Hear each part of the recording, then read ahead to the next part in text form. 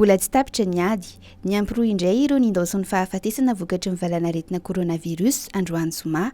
Tafiakatra 7.3 noho izany ireo olona efa lavin'ity valanaretina ity hatramin'ny nidiran'ny valanaretina teto Madagasikara. Raha ireo tranga vaovao voamarina indray dia niampiro 20 izy ireo raha nitatitra nentin'ny foibe-panadinana niady atao amin'ny COVID-19.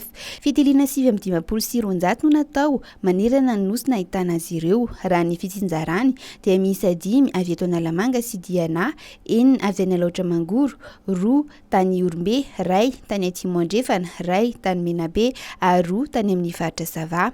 4 sy 900 sy 1 no totalin'ireo efa voamarina fa mitondra amin'ny valanaretina hatramin'ny volana Martsa. 3 sy 700 no manaraka fitsaboana amin'izao fotoana izao ary 17 amin'izy ireo no marary mafy. Kapila mangirana HOSOKA miisa 7 sy 3 alina no nodoran'ny avy eo anivon'ny borigady misahana niady atao amin'ny HOSOKA sy ny piraty na ny BAP eto anivon'ny ministera ny serasera sy kolotsaina androany zoma. Tany Ambohitra Manjaka no Nanantanteraka ny fandorana ireo kapila HOSOKA ireo, izay natrehan'ny solotenan'ny fitsarana, solotenan'ny amin'ny ary ny solotenan'ny ireo mpanakanto. Ankoatra ireo dia efa nisy ihany koa ireo mpanao HOSOKA izay nampidirina amponja raha nitatra nataon'ny ministera hatrany. Ny ministera ny serasera sy ny kolotsaina fa ho amafisina niady atao amin'ny HOSOKA manomboka izao satria tsapan'izy ireo fa misedra olana ireo mpamokatra sarimihetsika noho izany.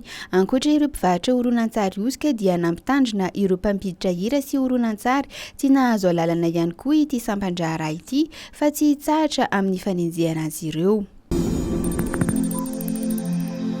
Any amin'ny toerana sy tanàna izay nisoratany anarana ihany no afaka hiatrika ny fanadinana bakalorea ireo mpiadina amin'ity taona ity, hoy ny fanambarana nataon'ny ministeran'ny fampianarana ambony sy ny fikarohana siantifika. Asaina noho izany ireo mpianatra hamonjy ireo toerana ireo ho hiatrany izy ireo. Mbola manana 10 andro ireo mpiadina hamonjena ny tanàna anaovan'ny fanadinana izay hanomboka amin'ny 17 ny volana Oktobra. Amin'ny fotoanan'ny fanadinana kosa dia tsy maintsy tonga adiny 2 mialoha eo amin'ny foibe-panadinana ireo mpiadina, Nanantanteraka ny fiantsony ho hiatrany ny fanambarana ary fitandrovana ny mety ho fianaky ny valanaretina COVID-19 dia tsy maintsy mitondra aro-vavatra any ireo mpiadina, tsy maintsy ihany koa izy ireo manasa tanana hatrany ary manaja ireo fepetra ara-pahasalamana.